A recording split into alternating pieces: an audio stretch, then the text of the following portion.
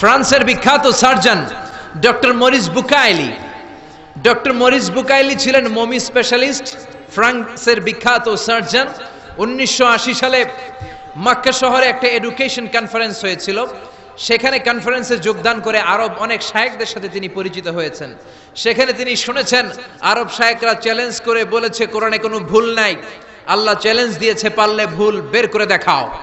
Morris Bucaille conference শেষে ফ্রান্সে এসে বলে, কি বলে পৃথিবীর সব বইয়ে ভুল আছে, আমার বাইবেলের ভিতরেও কত গোজামিল, আর কোরআনের ভিতরে বুঝি ভুল নাই।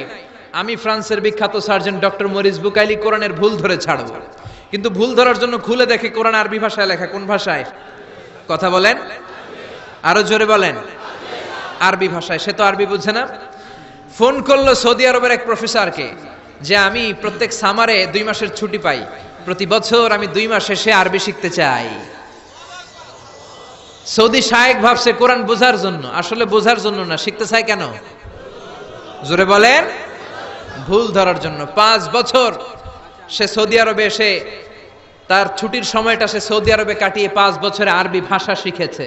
হেদায়েতের জন্য নয়, ভুল ধরার জন্য। 5 বছর শেষ। এবার সে কোরআন খুলে দেখে বিসমিল্লাহির রহমানির রহিম থেকে সূরা নাস পর্যন্ত যাই পড়ে তাই বুঝে, এমন আরবি শিখছে। কিন্তু যতই পড়ে অবাক হয়, যতই পড়ে পাগল হয়ে যায়। সে বলে সাগর জলের কথা, মহাকাশের কথা, পাহাড়ের কথা, মরুভূমির কথা, এমব্রয়োলজির কথা, অ্যাস্ট্রোলজি, কসমোলজি, বুটানি, হিউম্যান অ্যানাটমির কথা, কোনো কথাই তো কোরআনে আল্লাহ বাকি রাখে নাই। কোন তথ্য উপাত্তের দিক থেকে আল্লাহর কোরআনে ডক্টর মরিস বুকাইলি একটা ভুলও খুঁজে পায় নাই। কোন সুবহানাল্লাহ। সে কনভার্টেড মুসলিম হয়েছে, কালিমা পড়ে মুসলমান হয়ে নিজের নাম রেখে দিয়েছে সুলাইমান। সুবহানাল্লাহ পড়েন। এজন্য কোরআনের সাথে যারাই লাগে সম্মান বাড়ায় দেয় কে?